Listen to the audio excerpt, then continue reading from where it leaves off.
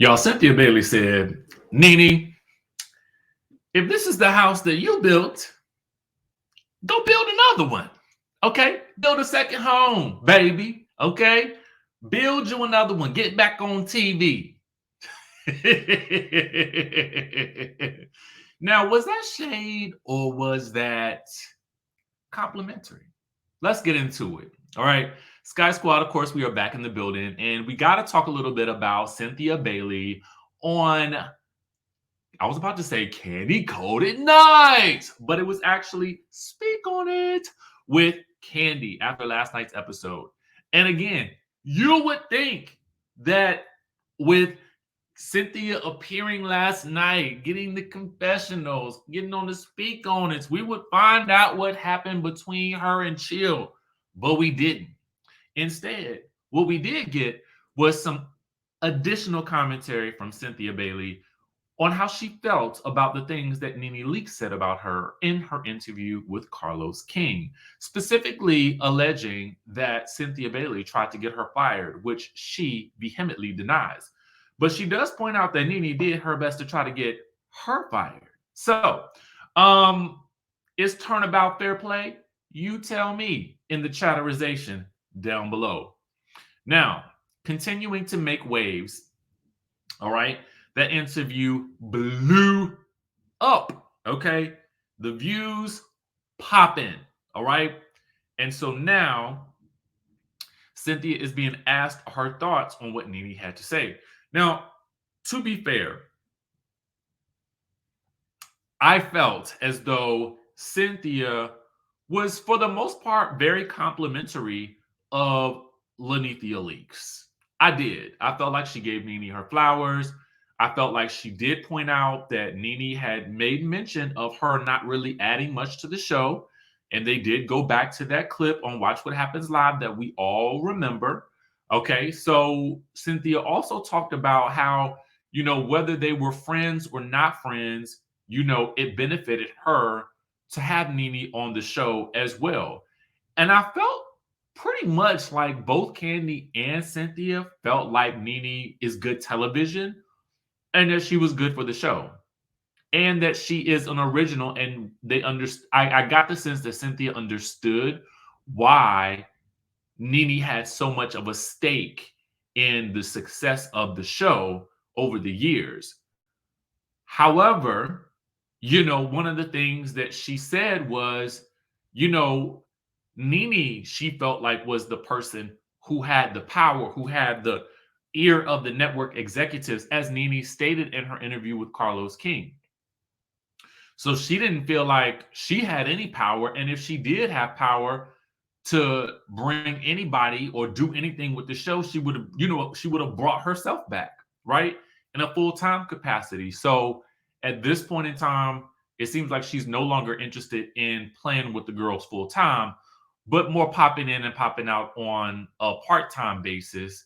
And I don't know if that's to save face or if that's just basically where she is in her life, because she's splitting her time between Los Angeles and Atlanta. Now, we do know that she's doing the acting thing, but I would assume that there's no acting going on right now because of the strike, right? So when she made this statement, and I want to put it up on the screen because I feel like it's great for show and tell. And we talk a lot on this channel about showing and telling, which is why I like to provide you guys with visuals and context so you can see it on your screen, because I feel like it oftentimes drives the point home even further. The quote was basically that,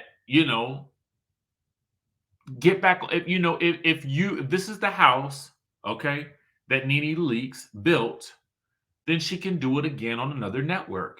Go back, get back on TV. Go ahead and build that second house. I mean, now again, is it shade or is it not shade? That's debatable. Sometimes the best shade is wrapped up in a bit of truth. And that's essentially how I feel as well. Like, Nene, I think that it's time to move on to bigger pastures now that it seems as though you are getting back to work again. And I think that hopefully that Nene and Carlos can come up with something where she can rebuild anew. You know what I'm saying? Because we want to see Nene win. We want to see her back on our screens, at least those of us who are fans of hers. And I'm a fan. I have to admit that. She to me is exciting. She makes headlines. You know, when Nene speaks, I mean, it reverberates throughout the community. You know what I'm saying? And I think it's just important to recognize that. It is what it is. But I didn't take this as shade. I took this as in, hey, like you can do this all over again. You don't have to. Coming back to Atlanta is probably never going to happen. I don't want to say never, but I'm just saying it's highly unlikely. So it's time to start anew and let's build it all over again. I take it like that. That's how I choose to take it because I also feel like let's not wallow in the past anymore. Let's just go ahead and rebuild anew. Okay. Now, speaking of rebuilding anew, or at least some new drama, let's talk about the Marlo, Drew, and Latoya of it all. What do I mean by that? Okay. Well, we know that Marlo sent the video messages of Candy and Drew arguing about whether or not Drew kissed Latoya. Now, not the genesis, but the heart of the beef for Candy seems to be that Drew is calling her a liar. Okay. For Drew, it is don't be saying I kissed this woman. Fine. I don't care about it no more. But what seems to be building now is the beef with Marlo and Drew has reached a boiling point, and now Marlo is finding herself having beef with Latoya online, and our friends over at Reality Chat just so happened to catch all the drama going down. So it appears as though after last night's episode, okay, was it last night's episode or around about the time of last night's episode? Latoya took to her IG stories and said, Marlo Hampton called me back. I think you accidentally unfollowed me.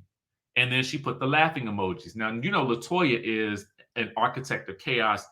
And in this very moment, I'm a little here for it. I'm a little here for it because it's a little amusing. And so then she posts another photo of Marlo. Marlo, my iMessages are turning green. Did you get an Android or something? So clearly Marlo either had her blocked, okay, or Marlo at least unfollowed her, okay? But if those messages are green, girl, you probably blocked, all right? So then Marlo, okay, Marlo then goes and posts, from what I understand, some screenshots of text messages betwixt her and Latoya, allegedly. Let me put the alleged badge up here so y'all can see it. Let me blow up this so I can make it a little bigger so you can see what the messages say, and we'll talk about it. And so what appears to be Latoya, okay, is saying that's so sad. She's still talking about me. All right.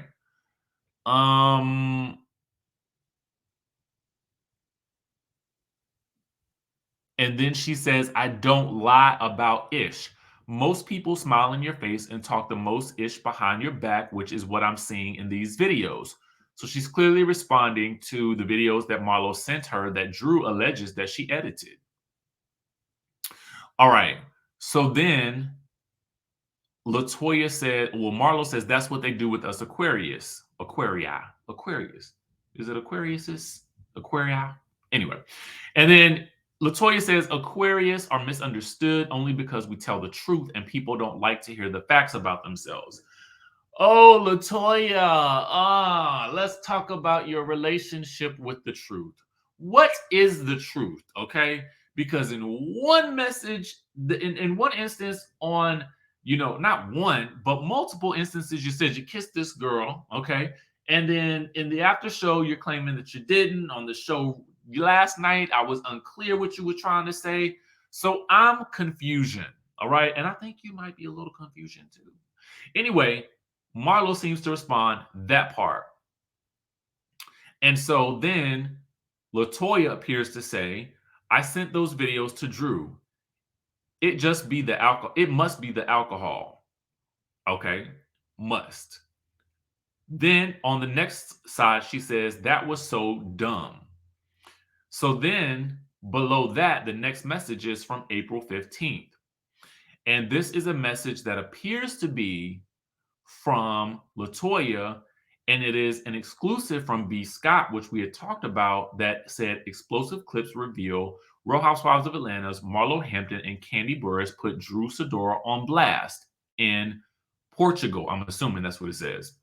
So the next message that is sent is, at the time of the clips, I had my own motive, but I'm tired of Drew lying on me.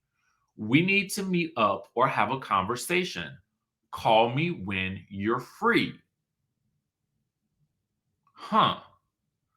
So this is confusing because Drew seemed to show us a message from Latoya that asked the question, hey, did we ever kiss? And in the response, it appears on the show that Latoya said no. So why the switch up? So then Marlo says, baby, I got time on this rainy day in the A. Lights, camera, action, and scene. At Latoya forever. It's finally the 15 minutes of fame you've been on pins and needles for since December 17th.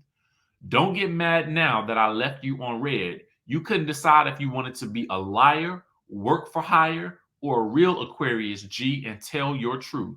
Hashtag Real Housewives of Atlanta. Hashtag Marlo, Marlo, Marlo. Hashtag watch until the end. Okay? She says watch until the end. Now, I wonder if that means the end of the episode. So then Latoya comments and says, thank you for adding another 15. Can I kiss you too? And again, this is so funny. Reality Chat put the appropriate meme right here. So what is the truth? Okay? What is the truth? All right? Now, a lot of people feel like this storyline is mostly about whether or not Drew and Latoya kissed. For me, this storyline, that is the surface, okay, of the storyline for me. And I think that what you guys have to do is look beneath the surface. What the storyline means for me is I'm looking for the telltale signs of what happened with Drew and Ralph, and what, if anything, is the relationship between Drew and Ty. How does this Latoya drama fit into this equation for me? I look at Real Housewives of Atlanta episodes as a puzzle right now. And what I, Sherlock Homeboy, am attempting to do is trying to understand the case that is being built either for or against Drew in this matter. So the question for me is really whether or not she kissed Latoya is not my it's again superficial. It is two things. It establishes for me an interest, okay? And therefore it feeds into what is being said about Drew and Ty, potentially, okay, what's being alleged, or it fits more deeply into whether or not Drew is a credible source and what part, if any, she had to play in this divorce. Okay? So I see a lot of commentary about, well, why are we dragging out this story? For me, again, it's a part of a bigger picture that's being painted. And so as we look at this, I would ask that, for, viewers who are like, I don't care, who cares? They're recycling storylines and this, that, and the third. I would just implore you to put this in the context of a bigger equation. this is like a little small portion of it for me. So let me know what you guys think in the comment section down below. I'm interested in understanding what you guys think about the bigger picture of where Drew is in the mix of all of this chaos and how all of these pieces fit together to lead to the divorce and these accusations or allegations of some sort of romance between Drew and Ty. Okay, so that's where I'm going with all of this. And I would like to know what you think about it in relation to the overall story that we know to be true, that Drew and Ralph were racing to the courthouse to get this divorce, or to file for divorce at least. So again, let us know in the conversation, in the chatterization down below. That is what I'm interested in. I want to know what you guys think from that perspective. If you can talk about it from that perspective, comment and let me know what your thoughts are. And with that being said, of course, we will also see you in the next video.